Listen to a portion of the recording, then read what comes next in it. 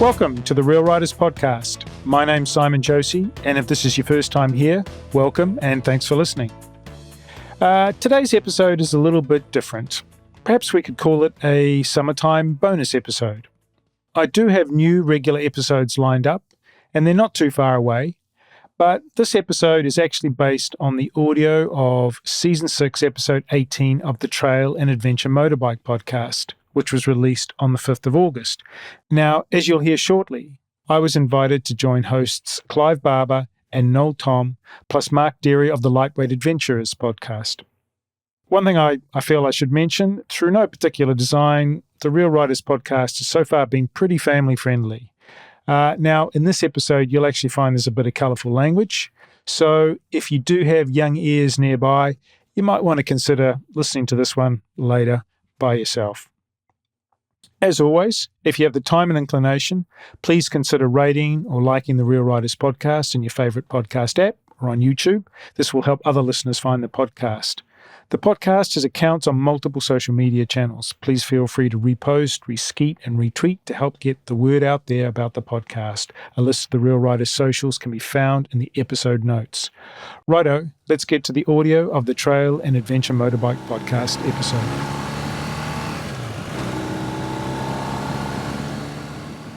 Hello and welcome to the Trail and Adventure Motorbike podcast with me, Clive Barber, and my good mate, Noel Thom. For the days when you can't ride your bike, there's always the Trail and Adventure Motorbike podcast.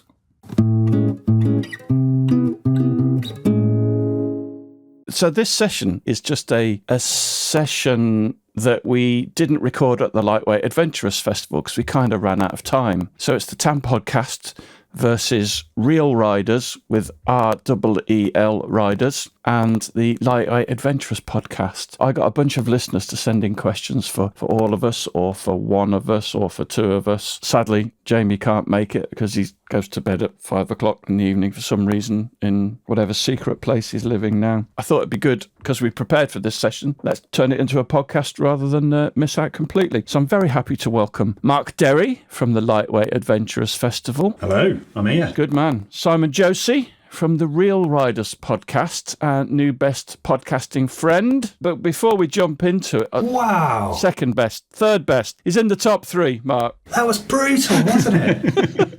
He's in the top 5. We've got Bruce and all those other people to think about as well. Before we dive into it, do you want to just do some quick introductions and tell us a little about your podcasts? Noel, we'll start with you. Jesus, was not expecting that. No, I can't do it. I can't describe it. Of course you can. Well, describe the podcast. Yeah. Well, it's just, I can only think of other people's words where we've just been described as two old blokes down the pub talking about Trail and Adventure Motorbikes. What you're struggling with there is because you're trying to describe an emotion and an experience, aren't you? That's what you're trying to say, yeah. Oh, God, don't get me onto emotions. We don't do all that stuff about feelings that you do. You should get into podcasting, Noel. You've got a way with words. You should have told me about that. I would have come up with something. That's a great description, Noel. Well done. I'm a listener. Mark, tell us about your lame podcast. Sorry, LWA, isn't it? Sorry, that's not lame. The Lightweight Adventurers podcast. We started podcasting around about 18 months ago, and we wanted to take a different take on podcasting. Well, not a different take on podcasting, a different take on adventure podcasting. So we made it all about mindset, attitudes and opinions, because that's ultimately what Jamie and I teach the military. So we wanted to take it into an adventure slant. So we ask people questions that probably they've never been asked before, all about how their mindset felt and their attitudes and feelings and emotions, Noel, towards adventure. All of this is what I was going to say if I'd been given 10 seconds more to think about it. Thank you, Mark. Simon, tell us about Reel Riders. Reel Riders I like to describe as a boutique podcast, very niche. You haven't got many listeners, have you, yet? Okay, you didn't need to point that out. Who's editing this? Maybe I will edit it after all. So it's the convergence of motorcycling and filmmaking. I like to interview people who ride motorcycles and make films. And I guess it grew out of my own curiosity of watching a whole lot of people posting motorcycling videos to YouTube and thinking some of them were pretty cool and some of them were a bit boring and trying to figure out why. To be fair, it's probably one of the best podcasts out of the 3. It's fairly new as well, isn't it? You haven't been doing it that long, so the listener figures will get better. But I just thought it'd be useful just to look at some of the podcasting charts around the world and see how the three different podcasts are doing. Lightweight Adventures podcast this week. Mark, congratulations. You were 38th in Sweden, places and travel. You know, I'll actually take that because we've not recorded a podcast in about 6 months. Last week, you were 223rd in the Netherlands as well. I feel pretty good about that. Places and travel, but you've dropped out now, obviously. Simon's too new to have any chart appearances. But just this week, we are 12th UK automotive, 15th South African automotive. We're actually in 35 different charts globally, including first in Greece automotive, 5th in India automotive, and 3rd in Norway automotive. So that just gives you some idea of, the scale of where we are. Who's going to call me a wanker first? Go ahead, Simon. Do you want to take first dibs? Or I guess it's privileged to be invited to be on it then, really, isn't it? I guess. Simon's wins because he was great from the second, 2 seconds in. It's quality, isn't it? Be interesting, Simon, to hear a little bit about your professional background in radio and podcasting, because you are actually the only professional amongst us, which is why you sound so great. I was never professional in front of the mic, always behind the mic. And I did two years straight out of school in Radio New Zealand, hence the funny accent. And I have to say, I loved that job. I really loved that job. I never didn't want to go to work, which is kind of unusual also for an 18, 19-year-old. I started off in outside broadcasting and then was just doing vocal studio recording. So that's, interviews. And then got into something which I really enjoyed, which was live radio. So putting news shows to air. And it was at the time of the fourth Labour government in New Zealand, which was kind of a volatile time in New Zealand politics. And so being in Wellington, being at the sort of the centre of broadcasting and very close to, physically close to Parliament, it was just an interesting time to be involved in the industry. And then I left that and went to university, and I continued to do a bit of work in radio part-time while I was at university, which was good. And then I went off and had this career in telecommunications, mainly in Asia. I never sort of left radio or audio behind as an interest. And then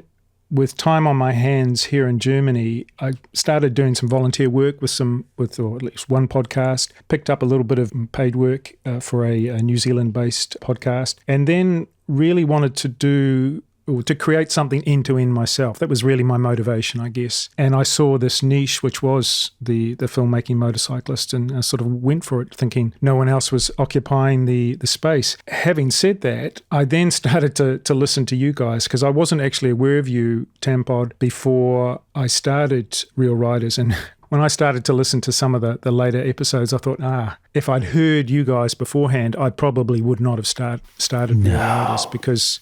No, seriously, just because of some of the guests you're able to pull, it's been great. And a lot of the questions that you ask are quite similar to the questions that I ask my guests. So, yeah. You add something very special. If nothing else, it gives me and Noel something to listen to. You could listen to the Lightweight Adventures podcast. What is this? Just in the spare corner here, aren't I? In all seriousness, I do listen to your podcast. You need more than two to listen to, right? But I just wanted to say a massive congratulations on the festival, which was a couple of weekends ago. From all the feedback I've seen and heard and received, it was a massive success. I think me and Noel and Simon all really enjoyed it. So yeah, well done to the whole team for doing that. Thanks, I'll take that. Really happy with how it went this year. It's grown up a little bit from the first couple of years, hasn't it? It really has. Feels proper now. Did you actually enjoy it more than previous episodes? Definitely is the short answer. Just like you and Clive understand it, running a stage, and funnily enough, as much as we're all podcasts and we all kind of like the sound of our own voice a little bit, otherwise we wouldn't do it. Once you've listened to yourself all day,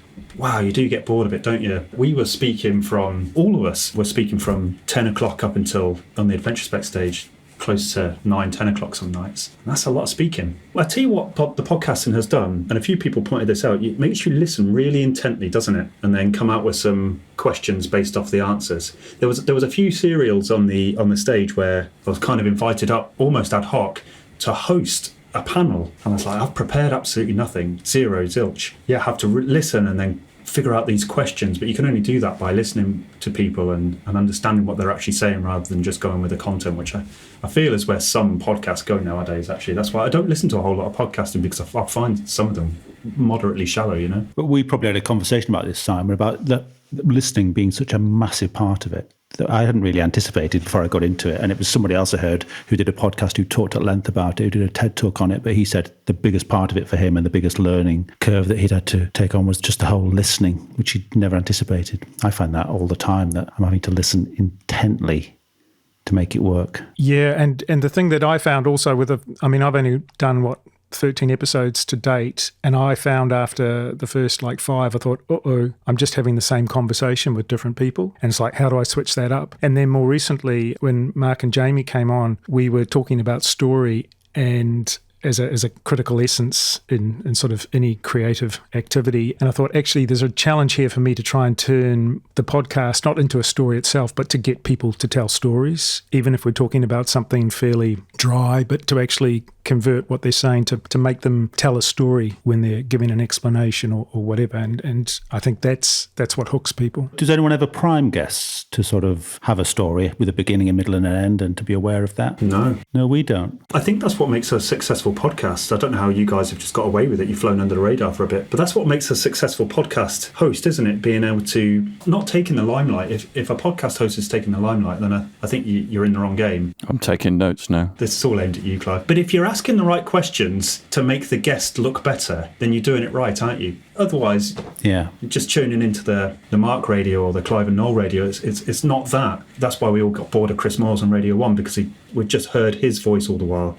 But if you're making the guests look better than they would have if they were just on the microphone themselves, then you're doing a cracking job. That's also why I spend an awful lot of time doing the edit as well, because you want people to sound great and come out looking brilliant. And if you're talking to somebody who sells products or a product, then again, you want to give them every opportunity to talk eloquently and help them market their brand as well. But it's one of those everybody wins situations, isn't it? If the guest wins out because they look great, then the podcast looks great, and then the host looks great, and it's literally we lift everybody else up. Podcasting is massively popular, or gaining in popularity these days. We're going back in time and reinventing radio in a way. I always describe to people that don't listen to podcasts, it's like you get to choose your own radio programs. Can I ask you this question then? Because I had a go at this recently. I don't know if this is on topic or off topic before we get to the questions. Have either of you ever tried to record a solo podcast, just you speaking into the mic? Because I tried it the other day and it is really difficult. I haven't. You should try it. I've often thought about it. I wanted to document my upcoming trip, and I've been doing voice notes just for recollection. And I thought, I wonder how this would sound if it ever went out as a podcast. Because, well, I have a podcast channel, so why not double up? Fair to say, what I recorded won't see the light of day. It's really difficult, and you definitely have to prep, and you definitely have to have a structure. Otherwise, it's meaningless ramblings. I challenge you all to have a go at it. I was kind of doing this way back in about 2009 when I took a little dictaphone that I'd stolen from an office somewhere, and I made little recordings at the end of each day when I was riding in the Pyrenees, which I then just gave to my girlfriend at the end of it as this is what my trip was like. Well, I wondered if I could do a weekly podcast on the road on this trip, just as a different way to document the trip. I'm also going to video it and take photos, all the rest of it. I think it's worth a go. If we had got to the bit where people and talked a little bit more about forms of podcasts, different styles, I probably would have said do not do a single voice podcast. I think there can be some exceptions to that. Like if you can be extremely disciplined to keep it down to less than 5 minutes, I think people will listen to that. But these people who think they're going to do a single voice hour-long podcast, forget about it. I mean, maybe there are people out there who like it. I mean, there are people out there who like 90 minutes of point of view video on YouTube, and okay, good luck to you. I think you have to be very careful, and I would say almost scripted, because otherwise it will be just waffle. Well, that's exactly what it turned out to be, yeah. Luckily, I'll keep it as my own sort of thought journal, a recorded journal, But I wonder if the real format on Instagram would lend itself to this, a series of photographs with a voiceover narration to it. It's very short, mind. I think it's 90 seconds perhaps, but... Yeah, I was looking for an alternative to visuals, Just somewhere where I could be a bit more reflective and a bit more...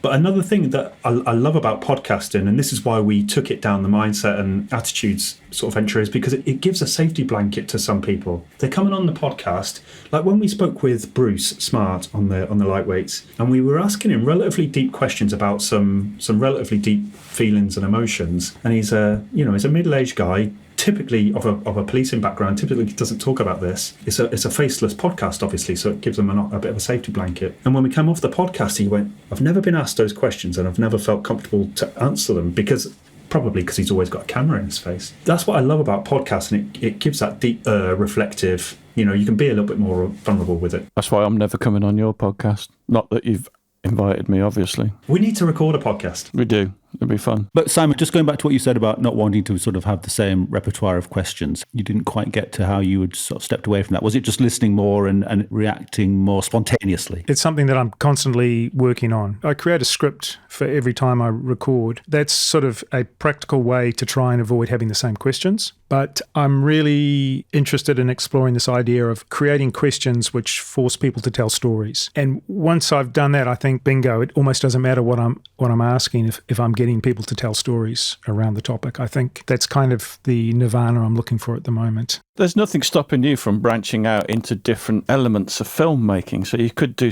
not necessarily speak to a filmmaker, but you could speak to Red, the camera company. You could do the stuff that we did at the festival about audio for filmmaking. There's loads of things you could branch out and do. You could do a whole couple of episodes on lighting and how to make the best use of natural lighting and all that kind of stuff, couldn't you, potentially? For sure. I've got a couple of targets of people who make films who are not, should we say, on-screen personalities, because a lot of the people I do talk to do have some sort of presence on film as well as make the films themselves. But of course, there's a whole lot of people who are behind the camera. So you're absolutely right, Clive. There's a whole lot of people I could talk to. We have a couple of questions, Clive, that we can never drop. We'll always want to know what people had as their sort of entry into motorcycling and how it happened. And you get such a wealth of different answers as well. It's always quite interesting. Let's get into the questions sent in by the viewers, and I'm going to hand over to Simon for this. I just want to emphasise and probably triple emphasise that I did not write these questions. I'm just the messenger here, okay? I can't wait to blame you for these questions, Simon. Did I tell you that I added some?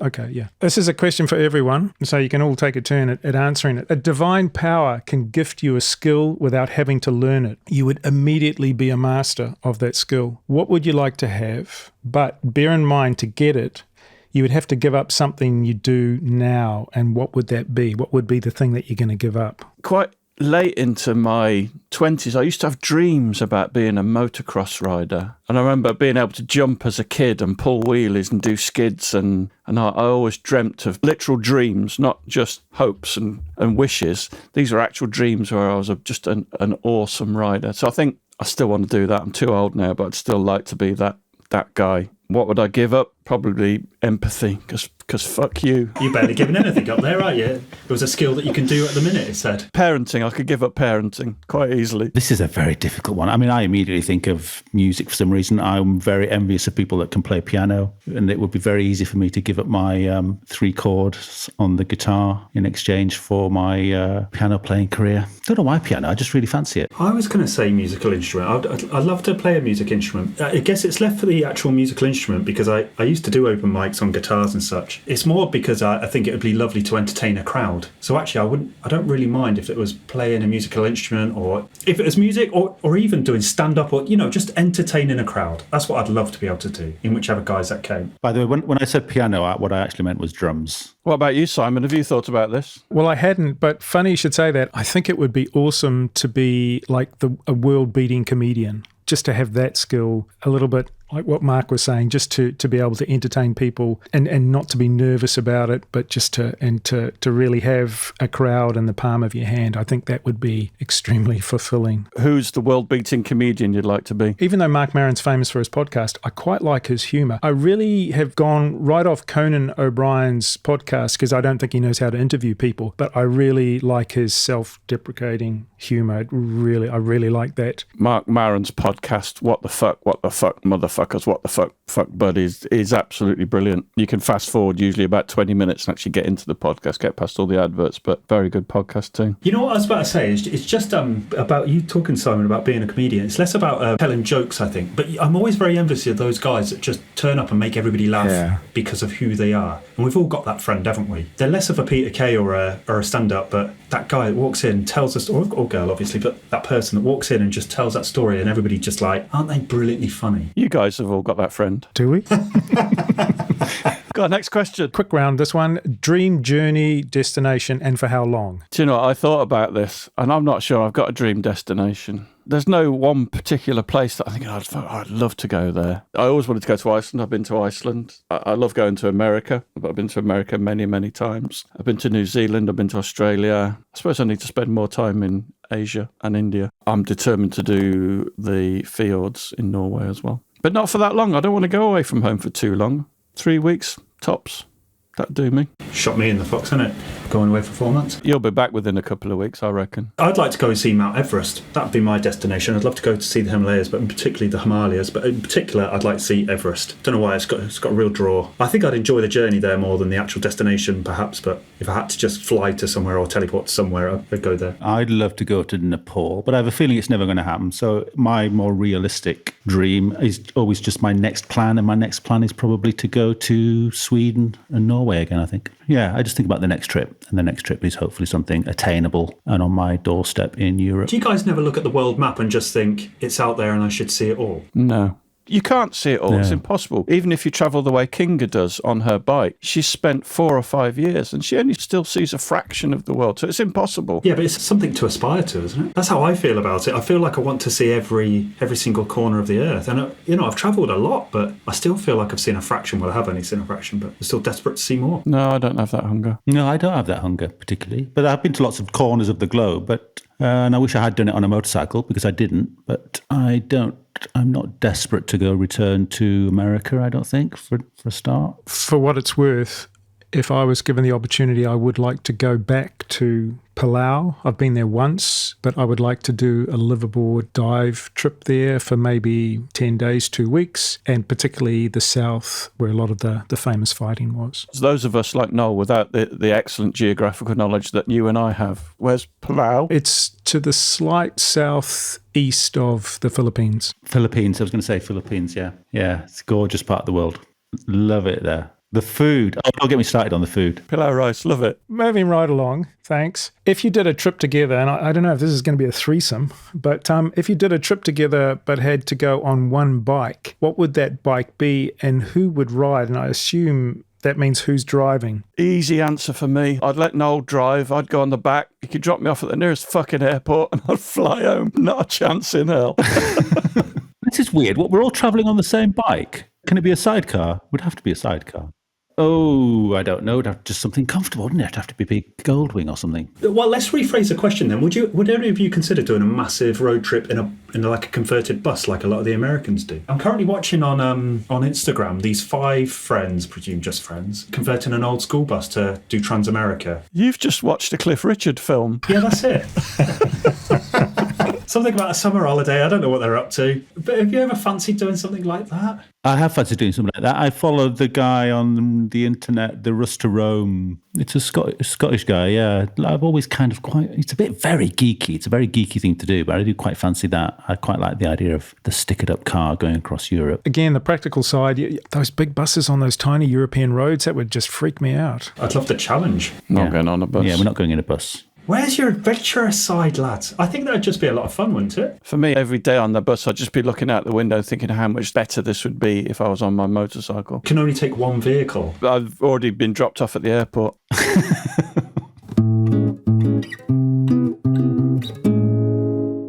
If you were a motorbike, based on your attributes and personality, which one would it be? Harley Davidson, loud, useless, broken. Bit soft and wobbly. Yeah. And a bit shit. At the moment, I would be the Honda Cross Tourer with the shaft drive and the dual clutch transmission. Very sensible, practical machine that's vastly underestimated. You're saying you're vastly underestimated, you're okay? It's exactly what I'm saying. I think I'd be something like a KLR, a bit of a donkey, but gets there in the end, doesn't really give up. Just one foot in front of the other. But nothing special. You wouldn't look at it and go, oh, wow, I desperately want one of those. Hope my wife doesn't listen to this. But everybody should have a shot on one, But more realistically, I would be the Honda XR650L, wouldn't I? Just something that refuses to change. Opinionated. Will never change. And it's just very old-fashioned. Boring. And it's stuck in its ways. Suzuki GSX 250. Right, let's move on. This question is for... This is for Clive and Noel, so you have to sit this one out. Sorry, Mark. But we've got some special questions just for you, so... get over yourself. If you woke up one morning and found you'd swap bodies and lives, 80s movie style, what would you like most about being the other person? What would you like most about being the other person? Oh, Jesus. Without question, the money. I'm struggling, really struggling. What? What would I like most about your life? You would love get it. so yeah, bored. The wood chopping. You spent 3 days in your van sitting in a campsite looking at the sea. But you were looking at that thinking, oh my God, if only I could be there. Waiting for something to happen. And not here with all these dogs and children. You've got some nice fields. And Ashley is absolutely lovely too. That's it. If you two swap bodies, I can imagine Noel blowing your trumpet straight away, Clive. Lowered the tone. He's going to have his hand straight on your tuba, mate. Like the hair would be good. In the interest of your friendship, let's move to the next one, which is, again, sorry, it's just for Clive and Noel. If and when you finally become the legal dads of young Rory, does someone need to give a backgrounder about that? I don't know. Everybody knows Rory Orton. What will you do to tame or alternatively encourage him? Well, first of all, he is the son of Simon. Simon is his father and always will be his father. But if we are required to become the legal guardians, I would do nothing to tame nor change him. He's perfect in every way. Simon's done a brilliant job, hasn't he? He's to be applauded. We'd probably just get the handbook off Simon and carry on. Okay, that's clear. Right. Welcome back, Mark. The three of you are on a chartered plane to South America to ride bikes, of course. And surprise, surprise, you crash in the snowy Andes. Who's getting eaten and in what order? Well, I think I'd probably die first. Although, if it was out of hunger, I've got lots of natural fat resources for my body to continue living. Wouldn't that make you a target? I think you're going to have to buy it first, Noel. I'm sorry, mate. You're probably the most dispensable yet most palatable. So I've always wondered how I'd cope in a situation like that. I'd like to be tested. I think I'd run out of high blood pressure medication quite quickly, so it would probably be me that died first, and you could just tuck in, right? I don't know if I could imagine tucking into Clive. It's quite a statement to make on a podcast, but I don't know if I could imagine it. Who would you like to eat most, Simon? Next question. If we invited the audience to map out a fan fiction plot involving the three of you, what kind of story do you think they'd come up with? And, second part of the question, which famous actor would each of you want to play you in a film version of that story? Fan fiction. That implies we've got fans that are capable of writing fiction. It seems unlikely. Yeah, it'd be a last of the summer wine with motorcycles scenario, I think. So who are you going to get to play you? Who's that James Bond character? He looked very much like me. Judi Dench. I'm going to go for Jack O'Connell. He's got a similar nose. He's an astonishing actor. He's 33 years old. I can't even believe you're asking me. It's obviously Brad Pitt, just because of the looks. Okay, yeah. I'm not sure there's any superstars big enough out there, if I'm quite honest. Who would literally fill my shoes? What's that guy in Emmerdale Farm? He'd be ideal for you. Zach Dingle? Probably. I don't know anybody in Emmerdale Farm. No, I don't. I'm thinking for Noel, Bill Nighy. Of course, I'm thinking for Simon, Jerry Seinfeld. You know how to take the reservation. You just don't know how to hold the reservation. The only reason I started watching Seinfeld back in the 80s or whenever it was because my wife's best friend at the time said, Jerry Seinfeld's exactly like Simon. Seriously. Because I don't think I am at all, but, that's another thing. We'll move on. I think we've got some easier questions now coming up. So quick answers, please, gentlemen. These 3 questions or whatever are for you, Noel. So quick answers, just pass if you really can't answer them. First question, once again, I emphasize I did not write these questions. Do you actually have a job? You seem to have plenty of free time, but still have a shit ton of cool bikes and a rather nice gaff and a very lovely location. What's your secret and can I get some? Mainly as in inheritance, I think. Fuck off. It was not. It was don't buy loads of shit you don't need. That's probably number one. See a lot of that going on around me. How are you getting on with your 3 bikes? Yeah. Different bikes are for different things. Explain that many times, and everyone will know what I'm talking about when I say that. And I don't really have a real job. No, I don't. I just worked very hard for a very long time and worked out that I actually don't need that much money on a day-to-day basis. Tight as a gnat's chuff. Question 2. Why don't you ever invite Clive to go on your trips? It must make him very sad. Because I see enough of him here doing this. This is plenty. I get my fill every 3rd week. We do go away on trips, Clive, don't we? That's not true to say we don't. But I have different little motorcycle gangs. Doesn't everyone have little different motorcycle gangs that do different things? Nope, just one. I invite you to everything. I get invited. Well, come on, I'm a victim of circumstance. I've been invited on a few things. I don't feel I'm in a position to invite. Oh, so it's not your ball, not your game type thing. It's not your fault. It's not your fault. No. It's not your fault. It's not my fault. It's not your fault. Question 3. Do you do as little on the podcast as Clive says? What contribution do you make? And do you feel guilty for not doing more?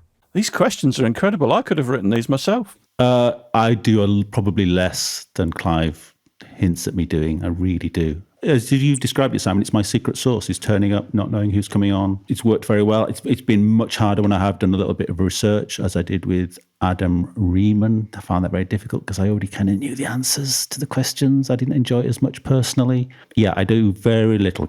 I will have no qualms in saying that Clive absolutely carries this podcast, carried me at the Lightweight Festival, gives me a very, very easy life. So the last part of the question was, do you ever feel guilty for not doing any more? No, because I see none of the money. There is no fucking money.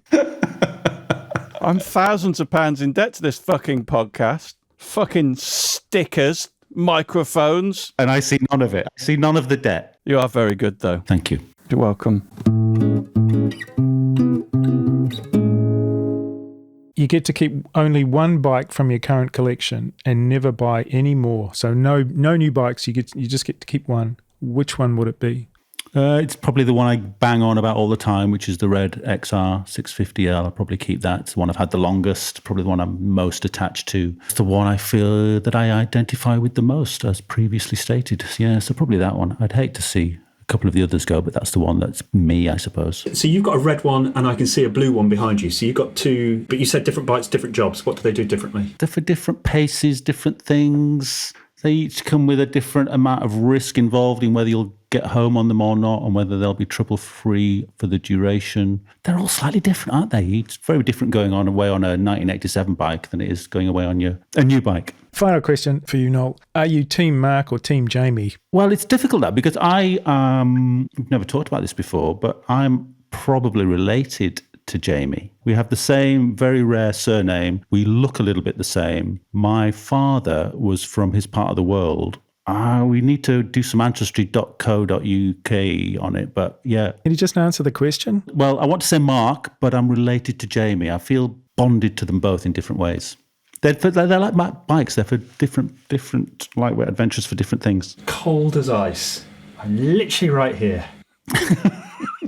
Time for you to shine, Marc. Quick one to start with. It's Clive. I'm most bonded to Clive. Well, I was going to say Team Noel or Team Clive, but I guess we can move on. If you had to swap Jamie for any other moto influencer, and I feel a bit sick saying that word influencer, but anyway, who would it be? Yeah, literally line him up. Anybody. Who's got 10 subscribers on YouTube? I'd be too coy to say anybody else. But Jamie, he's not just my sidekick, he literally is my best mate. We were best mates before we were any level of content creators on any description. So no, it's a moot question. Now he's moved abroad and he's been gone already like 3 months. I've had to swap him for a few people and it doesn't feel the same. Who, if somebody releases a video, who's that person that you watch every single thing they do? I watch a lot of filmmakers and photographers. I don't really watch any motorcycle content, as weird as that sounds. So I watch a lot of Peter McKinnon and Matty Hoopoya before he ditched YouTube, Timo Hoopoya, Casey Neistat. I watch all the big American. And then I watch like Mark Bone, he's a documentary filmmaker. I watch a lot of those style of things and that's why I was so fascinated when I did Simon's podcast with him, because we talked about story and the art of film as such. And that's what fascinates me to it, because that's what I watch on YouTube. So, well, we have to take your first answer anyway. It's Peter McKinnon. Sorry, Jamie. This is, again, not my personal opinion, but the CRF is a bit shit, admit it. What would your ideal choice of bike be if budget wasn't an issue? Well, whoever wrote your question can get fucked. It's a bit shit, but it's a bit shit at what? I've just flown out to South America and it'll cover a continent and it'll do it exceptionally well, and I don't care if it gets a bit bashed. So it's not a bit shit at that. Because I also own what I think is inches away from being the perfect TET bike, which is like the 700, 701, 690 series. I've got the 700, obviously, and it's grade A perfect, but every time I get on it, I think it's going to blow up, so it's not perfect, is it? Would I fly that to South America? Not a hope in hell, because I'll kill it, or it'll kill me, in which case it's a bit shit, isn't it? So it's context-based, and actually the CRF is perfect for what I want it to do, so no, I don't hold that question. I'm hurt. Good answer. Actually, that was a very quick round. Sorry, Marc. And what's a bit curious now is there aren't any questions for Clive. Given that Clive handed these questions to me, I've actually started to feel a bit uncomfortable at the moment. It's a funny series of questions, isn't it? Simon, how do you view people that don't do podcasts solo? Do you pity them or do you envy them? Oh, I envy them because it's, what do they say? Something about the load being shared or halved. Or maybe not in your case, but absolutely. Because in real life, I'm far more of a clown than I come across on the podcast. And so I think if I could bounce off someone, it would be like a co-host. I do envy you guys, all of you actually, because you all have co-hosts in your podcast. I enjoy the work of putting the podcast together. So actually, that part doesn't bother me at all. I love that. That's sort of my happy place. But being on the mic is much harder for me. And I really would enjoy having someone to bounce it off with and to be perhaps a little less serious at times. I mean, I feel that I have to be quite serious with my guests because I don't know them most of the time beforehand. And so I, out of respect, I because you don't know how people are going to take you if you start being a clown. But that's something I tried, because I tried to do an interview with somebody. I like to think I'm quite an easygoing person, but actually on podcast or any sort of content, if I'm on my own and I don't know, I'm a bit of a boring, straight-up guy. Yeah, I didn't say boring, by the way, but okay, we'll take that, yeah. But that's definitely what I am, and I feel like as soon as Jamie's here, it just gives me the permission almost to be who I actually am, and just always held back by that little bit of respect. Yeah, it's a good point. Is that the classic sort of 70s and 80s double act thing then going on? You always have kind of one funny idiot and one kind of a straight guy, don't you? Yeah, they work well in tandem. That's a well-trodden path, thinking about it, isn't it? From Little and Large, Abbott and Costello, through to Morecambe and Wise, Little Jimmy Cranky. That's a really fair comparison. We ought to mention, that Mark has kindly joined us tonight, and I hadn't put two and two together. When you said you were going away tomorrow, I just thought you were going to Tenerife tomorrow. I didn't realise it was the big trip.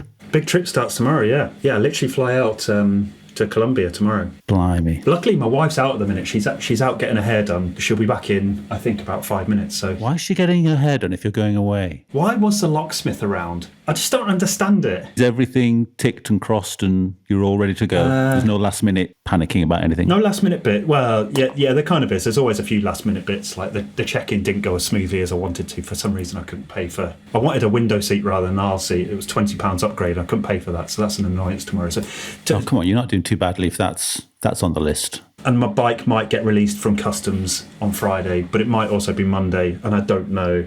Little things, but nothing's actually happened yet. But if all goes well, you'll be riding at the weekend? Yeah, I hope to be riding up to Medellin on Sunday. In answer to your question, how do I feel? I'm shitting myself. I really am. Yeah, I feel really nervous, and it's funny.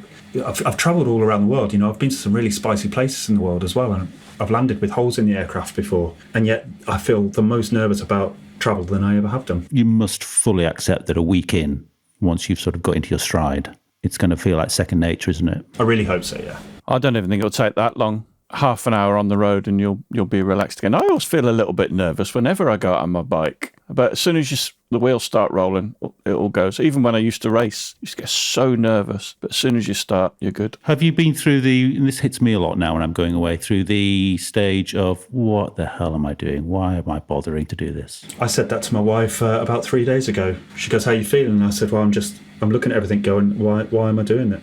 What's the point of all of this? And I know the point, and it's probably a subject matter for our podcast versus yours, but, I'm looking for some deep ethereal answers. Yeah, we laugh, but I think I genuinely am. So I know the point, but I also think, well, maybe I could get that without spending countless thousands, travelling halfway around the world, risking whatever I'm risking, leaving my wife at home to be lonely. It's a big deal, isn't it? But I'll be home for Christmas, I hope, and I'll have some stories. And I was speaking with Simon at the festival, and I hope to make a film from it. And there's a lot of good reasons that I'm going, and I just need to get over myself a little bit. And just relish every fucking second of it. Well, I was speaking with somebody about that at work. I said how guilty I feel for leaving my wife ultimately to go for 4 months. And he says, well, you've got to pay her back then, haven't you? And I was like, that's an interesting phrase. He goes, you've got to pay her back by going full feet into it and just seizing every single opportunity. I was like, yeah, fair. She's given me the golden ticket, so I need to repay her. So yeah, that's what I'm going to do. So a massive amount of good luck to Mark. It's Sunday now. He should be in Colombia, hopefully having a great time. Well, I hope you enjoyed that episode. Hopefully it wasn't too self-indulgent. We certainly enjoyed catching up, having a chat. And thank you to everyone that sent questions in. And yeah, I might have snuck a few in there myself and Noel.